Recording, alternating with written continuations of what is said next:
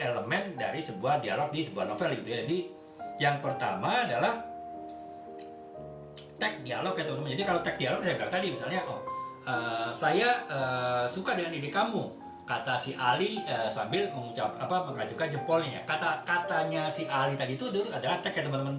Apa katanya, ujarnya, teriaknya, sarannya, itu adalah tag dialog ya. Jadi itu elemen dari sebuah yang harus ada dalam sebuah dialog gitu. Kemudian yang kedua adalah subteks ya teman-teman. Subteksnya saya bilang tadi, tidak semua dialog itu harus diucapkan dengan kata-kata ya, dengan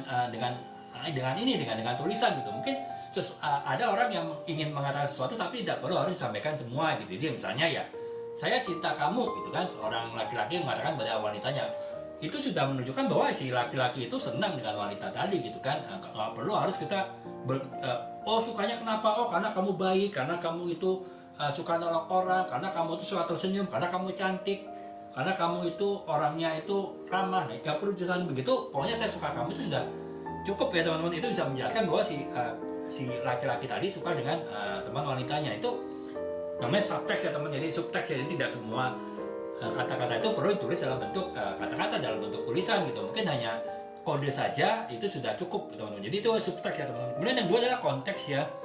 Konteks itu ya ya saya bilang tadi, kamu ini misalnya seseorang ya, kita harus segera pergi karena situasinya makin membahayakan. Nah itu kan harus jelaskan membahayakan seperti apa. Misalnya, ternyata gedung itu sudah mau runtuh karena gempa misalnya. Itu kan kita harus jelaskan ya teman, kenapa situasinya membahayakan. Nah, makanya perlu konteks juga ya ketika ada sebuah dialog ya, dijelaskan konteksnya dalam bentuk narasi. Kenapa situasi membahayakan, itu dijelaskan dalam bentuk narasi ya. Makanya itu adalah adanya konteks ya teman-teman, sebagai elemen ataupun bagian dari sebuah dialog gitu. Nah, kemudian juga ada aksi dan reaksi ya. Jadi misalnya bilang tadi, kita harus cepat pergi nih, kata si Ali sambil menarik tangan si Budi supaya mereka terhindar dari jatuhnya reruntuhan gedung. Nah itu kan berarti ada aksi ya, si Ali itu menarik tangan si Budi setelah adanya dialog tadi. Nah itu harus